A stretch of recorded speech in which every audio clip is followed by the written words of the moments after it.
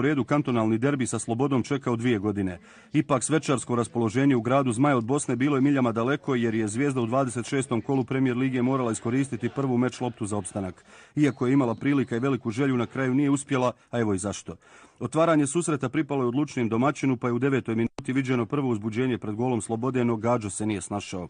U 22. minuti Senegalac Diata digao je publiku na noge atraktivnim pokušajem, ali i da je pogodio gol ne bi važio zbog ofsajda. 3 minute nakon toga Zvijezda je dobila kolosalnu priliku za vodstvo, tačnije Uroš Stojanov, koji iz 2 pokušaja nije uspio pogoditi mrežu gostiju. Sloboda je bila neprepoznatljiva u prvom dijelu, a vrijednost spomena iz njene statistike je samo mlak pokušaj Zebe i slobodnog udarca. I u nastavku susreta Zeba je u glavnoj roli, ali Brkić kao da je imao magnet u naručju za njegove šuteve. U 66. minuti prvi put u drugom dijelu ozbiljnije prijeti Zvijezda i to slučajno preko Čolića, koji je prema položaju tijela, ali logici namjeravao centrirati. A onda je Sloboda došla do svoje najbolje šanse na utakmici. Rezervistu Ahmetovića u 73. minuti dobro je zaustavio golman Brkić. Nakon jednog starta nad Ahmetovićem 10 minuta prije kraja meča, Šerbečić se ozlijedio i na nosilima napustio teren, a kako je trener domaći Jusufbegović izvršio sve izmjene, Zvijezda je sa 10-oricom pokušavala stići do zlata vrijednog pogotka.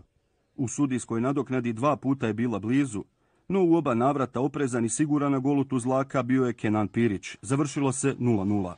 Situacija je uvijek ista, morate pobijediti do kraja i s ovom tako zavisimo od drugih, međutim borit ćemo se do kraja, ima još utakmica, ako ništa igrat ćemo časno i pošteno, to zaslužuje ovaj klub i ovi navijači, sa nadom i željom da možemo ostati u ligi.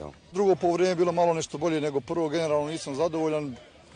Osvojili smo bod, to je tako fudbal, nekad slabo odigrate, osvojite bod, nekad dobro odigrate. Mi smo danas slabo odigrali, osvojili bod, to je sve što mogu reći. Iako Sloboda ni u 5. utakmici za redom nije uspjela postići gol u ovom kantonalnom derbiju, Zvijezdu je žestoko nagazila po prstima kojim se drži za ivicu provalije zvana Prva liga federacije. Snage u rukama je sve manje, a za potpuni spas neko drugi će im morati pružiti konopac, jer tim iz Gradačca u posljednja 4 kola zavisi isključivo od rezultata direktnih rivala za opstanak.